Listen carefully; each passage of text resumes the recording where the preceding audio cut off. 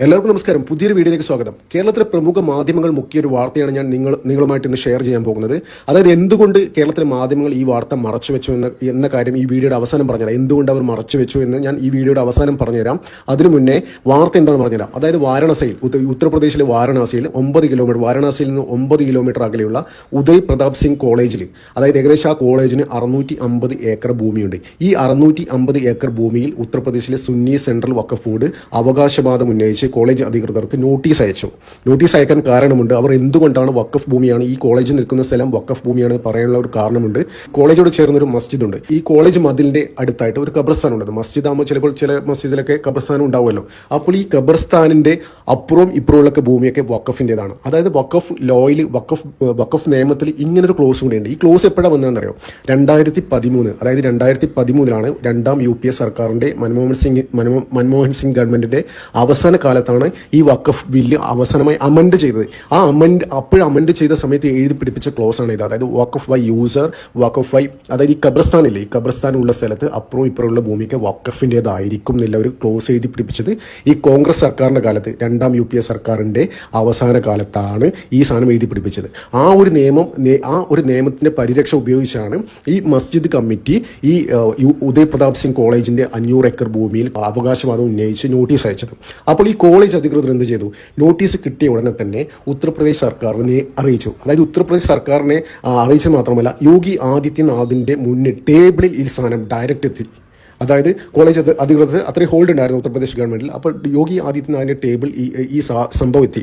അപ്പോൾ ഉടനെ തന്നെ യോഗി മുന്നും പിന്നും നോക്കാതെ, അതായത് ഒരു ഉത്തരവിറക്കി. അതായത് അവിടുത്തെ ഉത്തർപ്രദേശിലെ എല്ലാ ഡിസ്ട്രിക്റ്റിലുള്ള, അതായത് ജില്ലാ തഹസിൽമാരെടുത്ത് പറഞ്ഞു, വഖഫിന്റെ ഭൂമി, ഉത്തർപ്രദേശിലുള്ള ഭൂമി, വഖഫിന്റെ ഭൂമി അളന്ന് തിട്ടപ്പെടുത്തുക. അതായത് വിത്തിൻ 30 ഡേയ്സ്, 30 ദിവസത്തിനുള്ളിൽ തന്റെ ടേബിളിൽ സാധനം എത്തണം. ഈ അളന്ന് തിട്ടപ്പെടുത്തിയുടെ വഖഫിന്റെ ഭൂമിയുടെ ഡീറ്റെയിൽസ്, സകലമാന ഡീറ്റെയിൽസും തന്റെ ടേബിളിൽ വരണമെന്ന് യോഗി ആദിത്യനാഥ് ഉത്തരവിട്ടു. ഇത് ശരിക്കും വഖഫ് ആകെ പേടിച്ചിരിക്കുകയാണ്. ആ ഉത്തരവ് വന്നതിന് ശേഷം ആകെ പേടിച്ചിരിക്കുകയാണ്. അത് വഖഫിന് കിട്ടിയ ആദ്യത്തെ ഒരു അടിയായിരുന്നു. അതുമാത്രമല്ല, പിന്നെ അവിടുത്തെ കുട്ടികൾ, അവിടുത്തെ സ്റ്റുഡൻസ് ഏകദേശം 20,000, ഈ കോളേജിൽ ഏകദേശം 20,000 എടുത്ത് സ്റ്റുഡൻസ് പഠിക്കുന്നുണ്ട് കേട്ടോ. അതായത് നഴ്സറി തൊട്ട് വിവിധതരം കോളേജ് ഉണ്ട് ഇതിനകത്ത് തന്നെ. അപ്പോൾ ഈ കുട്ടികളൊക്കെ കഴിഞ്ഞ വെള്ളിയാഴ്ച ഈ മസ്ജിദ് വളഞ്ഞ് ഹനുമാൻ ചാലീസ ചൊല്ലാൻ തുടങ്ങി. അതായത് ഏകദേശം 10,000-നടുത്ത് കുട്ടികൾ ഒന്നിച്ച് വന്ന് ഈ പള്ളി വളഞ്ഞ്, അപ്പോൾ അവർക്ക് ആകെ ഒന്നും ചെയ്യാൻ പറ്റാത്ത അവസ്ഥയായി. അവിടെ അതിനുശേഷം ഒരു സമാധാന ചർച്ചയുണ്ടായി. ആ സമാധാന ചർച്ച പള്ളിമുറ്റത്ത് വെച്ചാണ് സമാധാന ചർച്ചയുണ്ടായത്. അപ്പോൾ ആ സമാധാന ചർച്ചയിൽ കുട്ടികളും കോളേജ് അധികൃതരും അവരോട് പറഞ്ഞു, നിങ്ങൾ നമ്മുടെ കോളേജിന്റെ ഭൂമിയിൽ അവകാശവാദം ഉന്നയിക്കുകയാണെങ്കിൽ നിങ്ങൾ ഈ ഉത്തർപ്രദേശിൽ ഒരു പള്ളിയിലും വെള്ളിയാഴ്ച നിസ്കരിക്കാൻ ഞങ്ങൾ അനുവദിക്കില്ല എന്നല്ല, നിങ്ങൾ നിസ്കരിക്കുമ്പോൾ ഞങ്ങൾ ഹനുമാൻ ചാലീസ ചൊല്ലും എന്ന ഒരു കാര്യം അവരോട് പറഞ്ഞു. അവർ ശരിക്കും പെട്ടിരിക്കണം. അപ്പോൾ ശരിക്കും പെട്ടിരിക്കുക എന്താണെന്ന് വെച്ച് കഴിഞ്ഞാൽ, ഒന്ന് ഈ സ്റ്റുഡൻസിന്റെ ഭാഗത്തു നിന്നൊരു പ്രക്ഷോഭം, ഒരു അടി. രണ്ടാമത്തേതെന്ന് വെച്ച് കഴിഞ്ഞാൽ, ഈ ഉത്തർപ്രദേശ് ഗവൺമെന്റ് യോഗി ആദിത്യനാഥിന്റെ സൈഡിൽ നിന്നുള്ള, അതായത് ഈ വഖഫ് ഭൂമി അളന്ന് തിട്ടപ്പെടുത്തിയിട്ട് ഡീറ്റെയിൽസ് എൻ്റെ ടേബിളിൽ വരണം എന്ന് പറഞ്ഞ ആ ഉത്തരവ്, രണ്ടിലും ശരിക്കും ഇവർ പെട്ടിരിക്കുകയാണ്. അതിനുശേഷം കഴിഞ്ഞ 2 ദിവസം മുന്നേ UP സുന്നി സെൻട്രൽ വഖഫ് ബോർഡ് ഒരു ഉത്തരവിട്ടു. അതായത് വാരണാസിയിലെ ഉദയ് പ്രതാപ് സിംഗ് കോളേജിന്റെ ഭൂമി വഖഫിന്റേതല്ല എന്ന് പറഞ്ഞ് ഒരു ഉത്തരവിറക്കി. ശരിക്കും ഒന്ന് ആലോചിച്ച് നോക്കിയേ, ഇത് ശരിക്കുണ്ടല്ലോ. അതായത് അവർക്ക് മനസ്സിലായി, ആൺപിള്ളേരോട് കളിച്ചാൽ ഇങ്ങനെ ഇരിക്കും. ശരിക്കും യോഗി ആദിത്യനാഥ് എന്ന നട്ടലുള്ള ഒരു ഭരണാധികാരി അവിടെ ഉള്ളത് കൊണ്ടാണ് വഖഫിനെ ഇവിടെ മുട്ടുവടക്കേണ്ടി വന്നത്. ശരിക്കും ഇതൊരു മെസ്സേജാണ്. അതായത് ഈ വീഡിയോയുടെ തുടക്കത്തിൽ ഞാൻ നിങ്ങളോട് പറഞ്ഞില്ലേ, എന്തുകൊണ്ട് ഈ കേരളത്തിലെ മാധ്യമങ്ങൾ ഈ വാർത്ത മുക്കി എന്നതിന്റെ തെളിവാണ് ഈ കാരണം. എന്താണെന്ന് വെച്ച് കഴിഞ്ഞാൽ, ഇത്തരം വാർത്തകൾ കേരളത്തിന് പ്രചാരണം ലഭിച്ചു കഴിഞ്ഞാൽ, കേരളത്തിൽ ഒരു മീഡിയം റിപ്പോർട്ട് ചെയ്തില്ലല്ലോ, ഒരു മീഡിയം റിപ്പോർട്ട് ചെയ്തില്ല. ചില ഓൺലൈൻ മാധ്യമങ്ങൾ അത് റിപ്പോർട്ട് ചെയ്തിട്ടുണ്ട്. എന്തിനായാലും വരും ദിവസങ്ങളിൽ ഈ വാർത്ത ഭയങ്കരമായിട്ട് പ്രചാരണം ലഭിക്കും. അത് ഉറപ്പാണ്. ഓൺലൈൻ മാധ്യമങ്ങൾ അത് ഏറ്റെടുക്കുന്ന സാധ്യത വളരെ കൂടുതലാണ്. അതായത് ഈ വാർത്ത പ്രചരിപ്പിച്ചാലുള്ള പ്രശ്നം എന്താണെന്നോ അത് ഞാൻ പറഞ്ഞുതരാം. കേരളത്തിൽ ഈ വാർത്ത, അതായത് വഖഫിന് എന്തുകൊണ്ട് മുട്ടുമടക്കേണ്ടി വന്നു, പിന്മാറേണ്ടി വന്നു, അതായത് 500 ഏക്കർ ഭൂമിയിൽ അവകാശവാദം ഉന്നയിച്ചതിന് ശേഷം എന്തുകൊണ്ട് പിന്മാറേണ്ടി വന്നു. അതായത് അവിടെ ഒരു നട്ടലുള്ള ഒരു ഭരണാധികാരി ഉണ്ടായിരുന്നു. അവർക്കറിയാം ഉത്തർപ്രദേശിനെ സംബന്ധിച്ചിടത്തോളം ശരിക്കും യോഗി ആദിത്യനാഥ്, അവർക്ക് ലക്ഷക്കണക്കിന് ഏക്കർ ഭൂമിയുണ്ട് ഈ ഉത്തർപ്രദേശിൽ തന്നെ വഖഫിന്റെ കയ്യിൽ. അതായത് ഇത് പല അനധികൃതമായി പിടിച്ചെടുത്തതും അനധികൃതമായി വഖഫ് ചെയ്തതും അതിനൊന്നും ഒരു തെളിവും ഡീറ്റെയിൽസും ഒരു രേഖകളും ഒന്നും ഇല്ലാതെയാണ്. അപ്പോൾ ഫലത്തിൽ ഈ തഹസിൽദാർമാർ അളന്ന് തിട്ടപ്പെടുത്തുമ്പോൾ അവർക്ക് 10,000-കണക്കിന് ഏക്കർ നഷ്ടപ്പെടും. അത് ശരിക്കും അതുകൊണ്ടാണ് ധൃതി പിടിച്ച് കഴിഞ്ഞ ദിവസം ഇന്നലെ UP സുന്നി സെൻട്രൽ വഖഫ് ബോർഡ് നോട്ടിഫിക്കേഷൻ ഇറക്കിയ ഉദയ് പ്രതാപ് സിംഗ് കോളേജിന്റെ ഭൂമിയിൽ വഖഫിന് യാതൊരുവിധ അവകാശവാദവും ഇല്ല എന്ന് പറഞ്ഞ് അവർ തടി തപ്പിയത്. ഏക്കർ ലക്ഷക്കണക്കിന് ഭൂമി ഇവർക്ക് നഷ്ടപ്പെടും. അതിൽ പേടിച്ചാണ് ശരിക്കും അവർ തടി തപ്പിയിരിക്കുകയാണ്. അപ്പോൾ ഈ വാർത്ത കേരളത്തിൽ പ്രചരിപ്പിച്ചു കഴിഞ്ഞാൽ അവരുടെ പ്രശ്നം എന്താണെന്ന് വെച്ച് കഴിഞ്ഞാൽ മുനമ്പത്തേക്ക് ഇപ്പോൾ സമരം നടന്നുകൊണ്ടിരിക്കുകയാണ്. അതായത് മുനമ്പത്തെ ആൾക്കാരോടൊക്കെ 400 കുടുംബങ്ങളോട് ഇറങ്ങിപ്പോവാൻ പറഞ്ഞിരിക്കുകയാണ്. ശരിക്കും ഈ വാർത്ത കേരളത്തിൽ ഒരു പ്രചാരണം ആയി കഴിഞ്ഞു കഴിഞ്ഞാൽ ശരിക്കും മുനമ്പം സമരക്കാർക്കൊക്കെ കിട്ടുന്ന അവർക്ക് ഒരു പ്രചോദനമായിരിക്കും, ഒരു മോട്ടിവേഷൻ ആയിരിക്കും. അപ്പോൾ അവർ ഇത്തരത്തിലുള്ള പ്രതിഷേധങ്ങളുമായി മുന്നോട്ട് വന്നു കഴിഞ്ഞാൽ ഇവിടുത്തെ LDFനും UDFനും ഒന്നും ചെയ്യാൻ പറ്റില്ല. നമുക്കറിയാം ഇവിടുത്തെ വഖഫിന് വേണ്ടി മുനമ്പത്തെ ഭൂമിയിൽ വഖഫ് ഉന്നയിച്ചപ്പോൾ ശരിക്കും കേരളത്തിലെ കമ്മ്യൂണിസ്റ്റും കോൺഗ്രസും ഒക്കെ ഇവർക്ക് അനുകൂലമായിട്ടാണ് നിൽക്കുന്നത്. നമുക്കറിയാം കഴിഞ്ഞ ദിവസം തന്നെ VD സതീശനും ഹൈബീഡനൊക്കെ സമരപന്തലിൽ ചെന്ന് എന്തൊക്കെയോ ആഭാസം കാട്ടിക്കൂട്ടി. ഇവർ ശരിക്കും അവർ പറയാണ് അതായത് വഖഫിനെ ഇതിൽ ഉന്നയിക്കാൻ പറ്റില്ല, അവകാശവാദം ഉന്നയിക്കാൻ പറ്റില്ല എന്ന് പറയുന്നു. പക്ഷേ ഇപ്പുറം ഒന്ന് മുസ്ലിം ലീഗിൻ്റെ അടുത്തും കുഞ്ഞാലിക്കുട്ടിയുടെ അടുത്തും പറയുന്നു. അതായത് വേറെ കാര്യം പറഞ്ഞു, കഴിഞ്ഞ ദിവസം തന്നെ MK മുനീർ പറഞ്ഞു, അതായത് VD സതീശൻ പറയുന്നത് തെറ്റാണ്, അതായത് മുനമ്പം വഖഫിൻ്റേത് തന്നെയാണ് എന്ന് MK മുനീർ പോലും പറഞ്ഞു.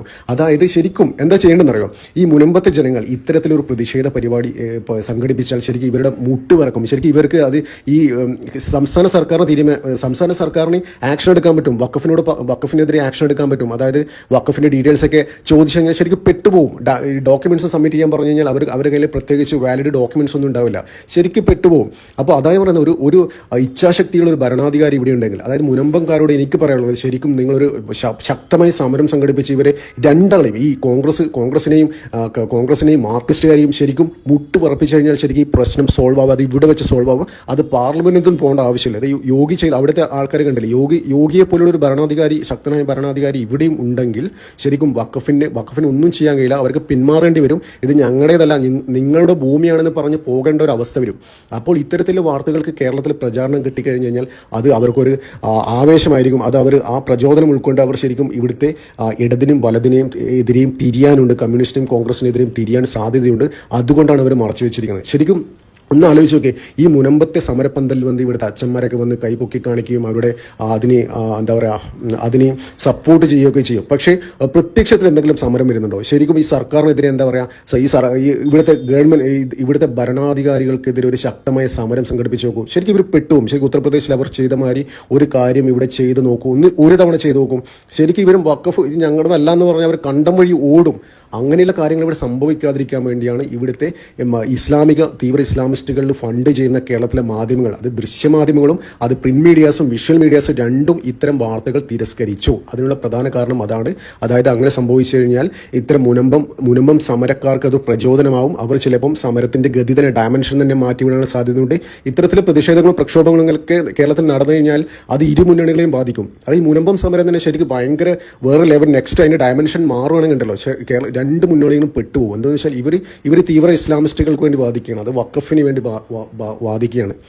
അപ്പോൾ അതുകൊണ്ടാണ് കേരളത്തിലെ മാധ്യമങ്ങൾ ശരിക്കും ഈ വാർത്ത തിരസ്കരിച്ചത്. ഇതിൽ നിന്ന് ശരിക്കും എന്താണ് ഞങ്ങൾക്ക് മനസ്സിലാവുന്നത് എന്താണ്, അതായത് ഇച്ഛാശക്തിയുള്ള ഒരു ഭരണാധികാരി ഇവിടെ ഉണ്ടെങ്കിൽ, അതായത് പ്രധാനമന്ത്രി തന്നെ വേണമെന്നില്ല, അത് യോഗിയുണ്ടല്ലേ, യോഗിയെപ്പോലുള്ള ഇച്ഛാശക്തിയുള്ള മുഖ്യമന്ത്രിമാരോട് സംസ്ഥാനത്തുണ്ടായാൽ ഇവിടെ ഒരു വഖഫ് ഭീകരതയും ഉണ്ടാവില്ല, ഒരു പ്രശ്നം ഉണ്ടാവില്ല.